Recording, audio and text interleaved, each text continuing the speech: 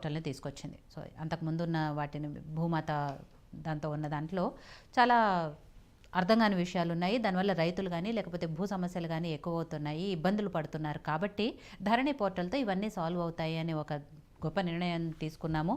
దానివల్ల అన్నీ సాల్వ్ అవుతాయని చెప్పిన పార్టీ బీఆర్ఎస్ పార్టీ. కానీ కాంగ్రెస్ పార్టీ దాని మీద మొదటి నుంచి కూడా విమర్శలు చేస్తూ వస్తోంది.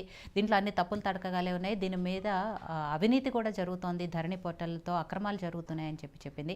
ఎలక్షన్ల ముందు దాన్నే ప్రజల్లోకి తీసుకెళ్ళింది. మేము అధికారంలోకి వస్తే ధరణిని బంగాళాఖాతంలో కలుపుతాం, మళ్ళీ ఆ ప్లేస్లో భూమాతను తీసుకొస్తాము అని ఇలా రకరకాలుగా చెప్పిన కాంగ్రెస్ పార్టీ ఇప్పుడు అధికారంలోకి వచ్చింది కాబట్టి ధరణి మీద యాక్షన్ తీసుకోబోతోంది. ఒక కమిటీని వేసింది. ఆ కమిటీ ఇచ్చిన నివేదిక ప్రకారం ఎలాంటి మార్పులు చేర్పులు చేయాలి, ఏం చేయాలి అనేది ఒక నిర్ణయం తీసుకోబోతున్నారు. కాబట్టి ఏంటి బీఆర్ఎస్ చేసిన తప్పిదాలు ఏంటి, ఎందుకు కాంగ్రెస్ పార్టీ దీని మీద ఇలా ఉంది, నిజంగానే సమస్యలు ఉన్నాయా ధరణికి సంబంధించి?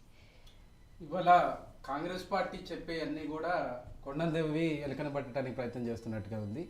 ముఖ్యమంత్రి కేసీఆర్ గారు చాలా సుదీర్ఘంగా తెలంగాణ కోసం మొదటి నుంచి కూడా అప్పటి ముఖ్యమంత్రి కేసీఆర్ గారు మాజీ ముఖ్యమంత్రి గారు ఆయన తెలంగాణ ఉద్యమంలోనే తెలంగాణ రూపుని, తెలంగాణ ప్రజల్ని ఏ రకంగా అయితే చేయగలిగితే తెలంగాణ జీవితాలు పూర్తి స్థాయిలో మారుతాయో, దేశంలో భారతదేశంలోనే తెలంగాణ ప్రజలు అత్యంత సంపన్నంగా ఉండటానికి ఏవైతే నిర్ణయాలు తీసుకోవాలి, గతంలో ఉన్నటువంటి కాంగ్రెస్ పార్టీ చేసినటువంటి చారిత్రాత్మకమైనటువంటి తప్పిదాల నుంచి ఉమ్మడి ఆంధ్రప్రదేశ్ నుంచి తెలంగాణను ఒక ప్రత్యేక రాష్ట్రంగా తీసుకొచ్చినటువంటి ఉద్యమ నేపథ్యం కలిగినటువంటి, చాలా మేధోమదనం చేసి మేధస్సు కలిగినటువంటి నాయకుడు కేసీఆర్ గారు.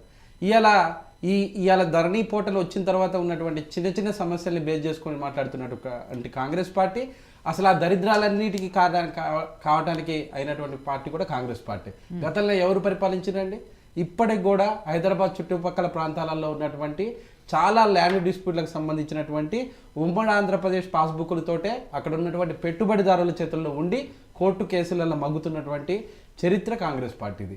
ఇవాళ ఇందిరాగాంధీ పీరియడ్లో అసైన్డ్ భూములు అలాట్ చేస్తే ఇప్పటికి కూడా అనుభవదారుడు పూర్తి స్థాయిలో దాన్ని అనుభవించేటటువంటి ఉపయోగం లేనటువంటి నిర్ణయాలు తీసుకున్నటువంటి పార్టీ కాంగ్రెస్ పార్టీ.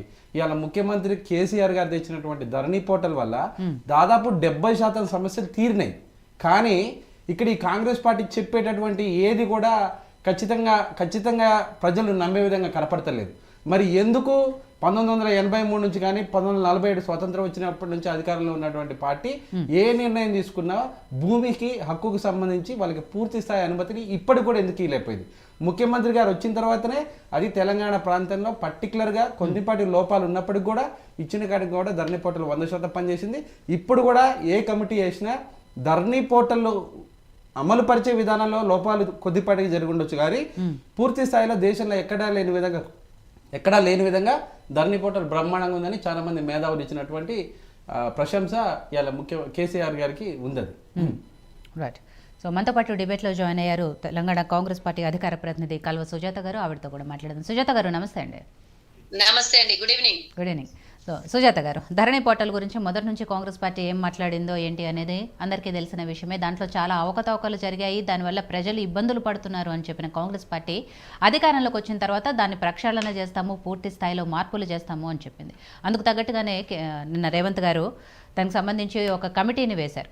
కమిటీ ఇచ్చిన నివేదిక ప్రకారం ఏం చేస్తారు అనేది ప్రభుత్వం తర్వాత నిర్ణయాలు తీసుకుంటుంది అనేది. కానీ అది కేసీఆర్ గారి ఒక మేధో మథనం నుంచి పుట్టిన మంచి ధరణి పోర్టల్, దానివల్ల ఎక్కడా కూడా ఇబ్బంది కలగలేదు. అప్పటి కాంగ్రెస్ ప్రభుత్వం కానీ లేకపోతే ప్రతిపక్షంగా ఉన్న ఇంకో పార్టీ బీజేపీ కానీ వీళ్ళందరూ కావాల్సి రాద్ధాంతం చేశారు తప్ప ప్రజలు ఎక్కడా ఇబ్బందులు పడలేదు అనేది బీఆర్ఎస్ నాయకులు ఇప్పటికీ చెప్తున్నమాట.